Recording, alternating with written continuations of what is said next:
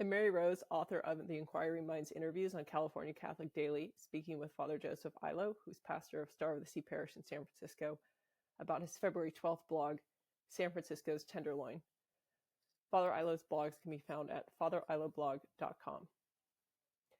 In your blog, Father, you talked about the Tenderloin, how you live there when you were younger, and how it's a dangerous neighborhood and has only become more dangerous. You say that almost everyone, all the people who live on the street anyway, are looking for ways to buy their drugs daily. But then you also describe going there with your parish to distribute food and how the people are kind. Almost all of them believe in God. Almost all of them want to pray with you. What's the disconnect there? Or why is it most dangerous and then they're also believers? It's not the most dangerous part of town, but because of the drugs, people need to steal to support their habits. So as long as they have enough drugs, they're peaceful. The other thing is there are lots of different demographics there. So there's a lot of Latinos, some Caucasians, some Blacks, some Asians, and the Latinos, I think, they seem to be more peaceful. Maybe more peaceful towards me because I'm a priest and most of them are Catholic. But even all the other demographics, they all seem to want to pray. I think it's just when they get desperate that they have to find some money. I've only had one occasion where a guy really didn't want to pray. He was angry at God. A lot of the African Americans are from Baptist backgrounds, and they have a really deep and kind of a winning faith. They don't need to go to confession, but they like to pray. They don't know how to make the sign of the cross like the Latinos, but I think when you're reduced to penury, you become more dependent on God, and so they're simple and humble in that way, and it's quite refreshing actually. So I guess I do have a question. Do people ask for more than prayer? Do people ask for the sacraments like confession? The Latinos do, but we always offer it. Sometimes they will ask spontaneously, but more often we say, like, I'll say it. Do you want to go to confession, or do you want any of the other sacraments? But also the people around me are trained to do that. They're trained. I mean, that's their habit. They always ask to pray. That is the people from my parish. Hey, do you want to pray? And I say it too. Can we say a prayer? They always, except for this one exception months ago, everybody has always said yes. Now you're giving them food. They don't want to stop that. They don't want to kill the golden goose. But I sense that there's an authentic desire to pray with another person. When you pray with a person, you have a deep relationship with that person, and we all want relationships. It's a safe, pure relationship. It's not a relationship where you can get hurt normally. So they welcome that. They welcome any touch. They want to be touched. They want the human touch. It's interesting. When I think it was the last time I was in San Francisco for the Walk for Life a year or two ago, and one of the tents I passed on the sidewalk, there was this loud, angry voice coming out of it. And it was a small tent, so there might have been more than one person in there, but I think it was just one man. And he was complaining about people who gave him stuff and talked about Jesus. It was very interesting to hear passing by. And I mean, it made me very curious whether he was discussing it with an actual other physical person in there, or a figment of his imagination, or he was on the phone. I don't know, but he was just very angry about people who wanted to talk about Jesus while giving him stuff. So it was, I don't know, that's, I guess I'm biased about this the situation, given that was my last experience in San Francisco. But Yeah, there are those occasions, as I say, they're very rare in my experience, but also maybe because there was a lot of noise, a lot of talk about Jesus, just because it was the walk for life. But we go down there on a Sunday afternoon, nobody else is down there. People avoid that area, so they're pretty isolated. And they, some of them are a bit indifferent about prayer. They're like, sure, if you want to pray, go ahead. But I've never had, except for that one experience, anything negative like you described. But maybe it's the time of day and the place. It's not. Usually these are pretty isolated enclaves and alleyways where they have a lot of tents together. mm-hmm. Yeah, or maybe they just wait till you're gone. No, I'm just kidding. To Right. complain. Of course, being nice so that we continue to give them ham sandwiches. But it's not that half of them were disingenuous. Half of them are really authentic. There's another place we go below the bridge on 13th Street. It's not in the Tenderloin. It's a bit farther over. And there's a kind of a patriarch. He's been living there for several years. Everybody respects him. He's an older man. And he asks for prayer cards and medals to give out himself. Now, he's Latino, so he's Catholic. But he has a really winning way about him that brings people in. And there's about half and half blacks and Latinos down there at that particular place. And the blacks aren't Catholic. Latinos are nominally Catholic. But they seem to get along.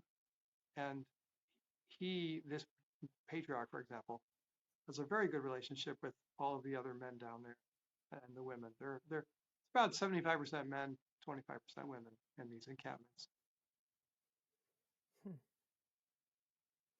Okay, I have another question. You talked about all of these Latino immigrants, which just makes me wonder, or even the example of the parents of your student who were, at least, I think you said executives or something, had business jobs back in Bolivia and then came here and are working much like as a janitor.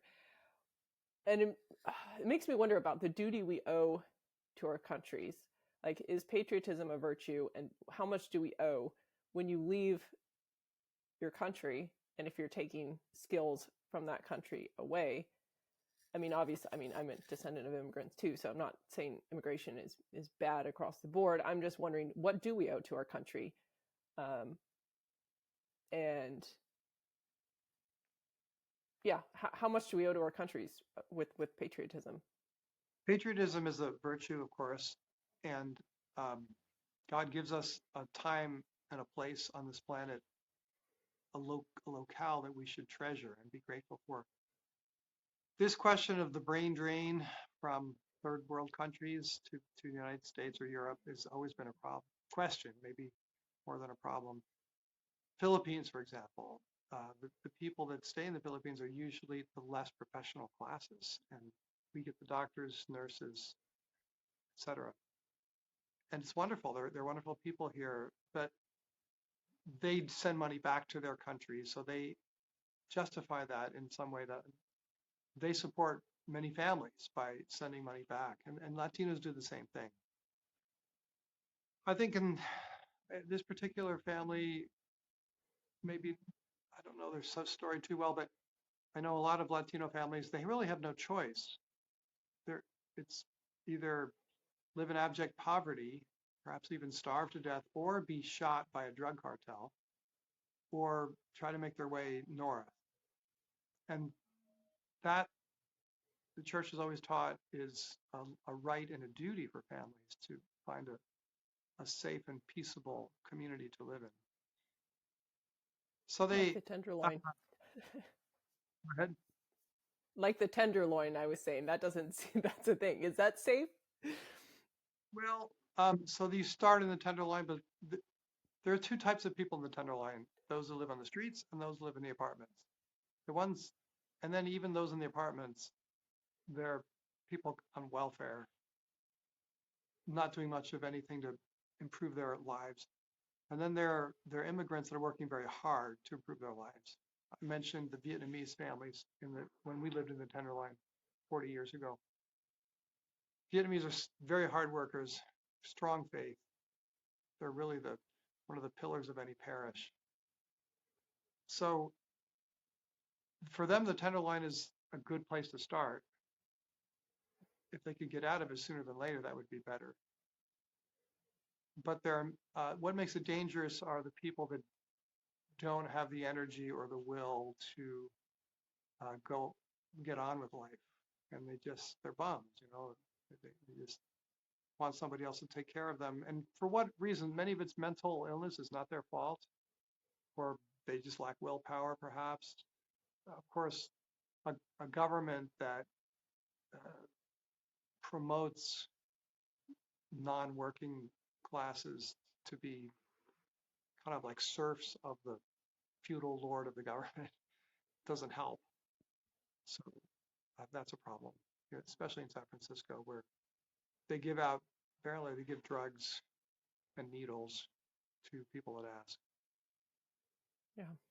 Well, then conversely to the duty of patriotism, I guess then I wonder about the duty.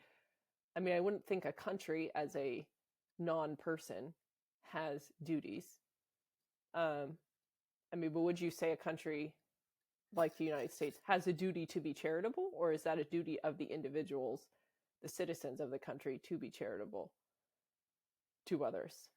I mean, for instance, let's say immigration, hypothetically, you don't need to decide this now, is detrimental to the United States, to the people of the United States, or at least immigration as it is now, hypothetically. Is that just, no, is the United States called to sacrificial charity? I would say, I don't think so, not as a country. The individuals are called to sacrificial charity. Yeah, so I guess it's the converse, our duty to our country versus the country's duty to its people. Does a country have a duty to its people? Yes, the country does.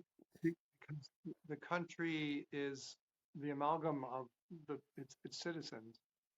So individually, we have a responsibility to care for the people that need what we have, to share the riches we have received from God. But the country too, we pay our taxes and we contribute to larger structures. The country has a duty as well. In canon law, if I'm not mistaken, a country would be akin to a juridical person. Canon law describes a parish as a person, for example, a juridical person, and different organizations like that of communities. And as a person, it has responsibilities for the common good. So yes, both are true.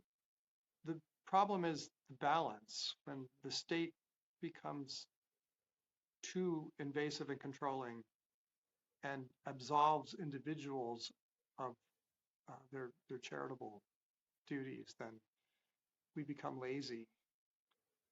Social justice has replaced charity, which I think is unfortunate in people's minds. Mother Teresa wasn't a missionary of social justice. She was a missionary of charity. She said, I can serve one person at a time. So when we reduce charity to social justice, then it can easily be taken over by the state completely and absolve the individuals.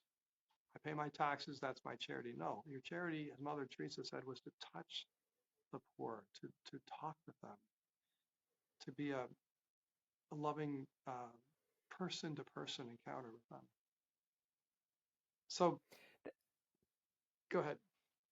Oh, I was just going to say, that brings me actually to my last question, which is somewhat related. Just, I think with Lent, people are usually pretty good with getting their prayer and penance in, like special prayer and penance for Lent.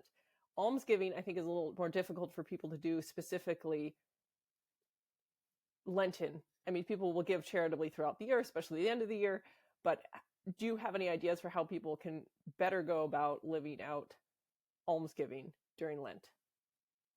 Well, I think touching the poor, person to person, hands-on, is an essential part of almsgiving. almsgiving is, people think of it as money, and we need to give money because we all have a bit too much of it. But really, it's charity in the broader sense. Almsgiving is acts of charity, and it could be uh, serving someone who's materially poor in your neighborhood, but also visiting an older person, a shut-in, or writing a letter to grandma that loves to get your letters, or uh, teaching children the catechism, or coaching a basketball team. Anything that is really helping people one-on-one instead of just throwing cash at the problem.